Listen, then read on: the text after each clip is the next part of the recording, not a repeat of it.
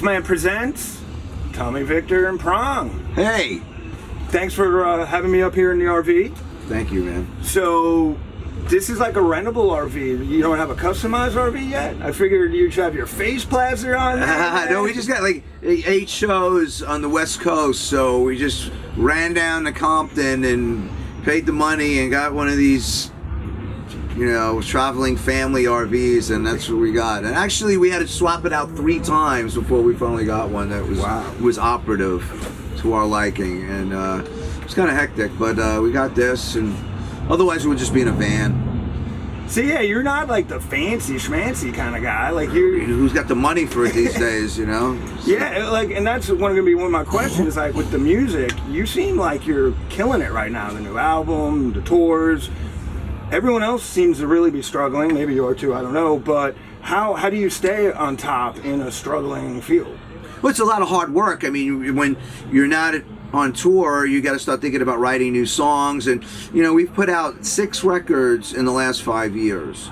So people forget real fast. Like, you put out a record, and next week they're like, okay, what's the next thing? So, I mean, we want to work even harder where we just keep putting stuff out, you know, doing shows that are important to us, like playing with Power Flow, things that make sense, and just making sure that we're selective, but that we're busy.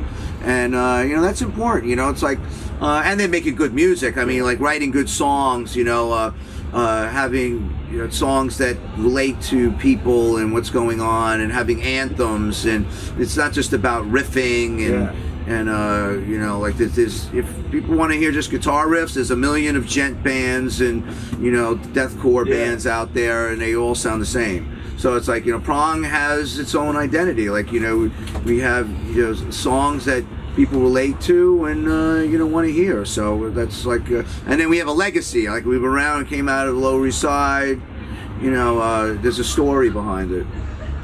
What was the story as in? The story, like working out of CBGB's and coming out of the Lower East Side of Manhattan, you know, forming out of that club. I worked the hardcore matinees as a sound guy for years, and just what was going on in the late 80s, where it was before grunge, before industrial metal. It was a period where there was a frontier, and you could create and do what you want, and we lived to be cool.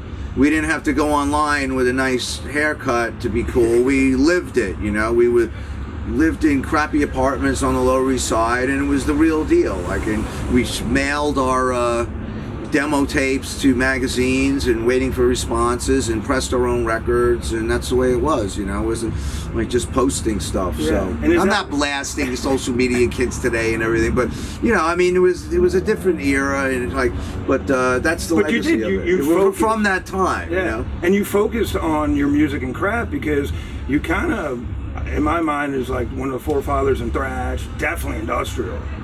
You know what I mean? So is that like part of the process you're saying? Like, instead of the image and all this, like you were... Yeah, we took a lot of chances. Yeah, you did. And I mean, it suffered financially because, you know, like the general audience doesn't want things to change, and they don't want, they don't like the gamblers that much. So it's like, you know, we suffered a lot of consequences for that, you know, because every record we just wanted to do something different. Like, it was like, well, we did that, let's try something new. And, you know, I mean, on a major label, that was a little hard to do. They wanted to hear power ballads, and, you know, they wanted like sex appeal and everything on all the records. So we just, you got plenty of sex appeal. You know, we want to do a record like, where's the pictures of the band? I'm like, there's not going to be any pictures of the band on this cover. And they were like, that's impossible. We waited around for 3 months until they finally agreed to not having it. So, you know, stuff like that, you know. But, and then, you know, it's like, you know, fighting over with producers. I mean, we had a major label crisis a lot, and they didn't know what to do with us. But yeah, man, I mean, you know, the whole thing back then was a lot different. I mean, grunge sort of took over and wiped everyone away, like it came in as a tsunami and At least you killed never everybody. went that way, right? No, I mean, it wasn't us, you know. Yeah. So no, you always stayed true, but you did new stuff, which yeah, I you mean, took well, now chances. we've been more active than ever because you know, like I said, we're putting out these records and being on an indie label that helps us and that are cool, and it's like, you know, it's a real solid like German metal label that we're able to, you know, like just keep plugging along and, you know, making waves. And I like that you don't always just jump on the political bandwagons either. Your songs are more like, I don't know, more long lasting. Yeah, I mean, we had a song "Divide and Conquer," which people on the new record, people think it's political, and I'm like, no, it's not really political. It's just sort of another one of those balance songs where it's like, you know, I don't know what's positive or negative. You know, like all this stuff is meaningless to me. It's like, you know, I'm just trying to like survive and live a decent quality of life and just trying to make ends meet. I'm not trying to like wave your flag or burn it or anything. I don't care, you know. Yeah, and we were talking earlier before film. Like you have to be almost careful. Even You have to be even real a careful. metalhead in a metal band, you're like, oh, Tommy can say whatever the fuck he wants. Never. That's not true, is it? Well, luckily, I'm not on any of those polls. Right. So I mean, like somebody gives me makes a point about something that's from this side of things. I'm like, oh, that makes sense. And somebody from the other side is like, okay, I hear what you're talking about. It's like I'll formulate my own opinion. It doesn't have to be one way or the other, you know. Absolutely. And so, and everyone, people, like we were talking about a particular artist that, you know, utilizes this. You know, it's so easy to like, oh, if I fit into what everyone wants me to say and just be completely political on this side, I'll have them in the grasp of my hands. And you know, like I don't want to go that route. Prong has never been part of a genre, or we're not part of any side, or we're not part of any crew.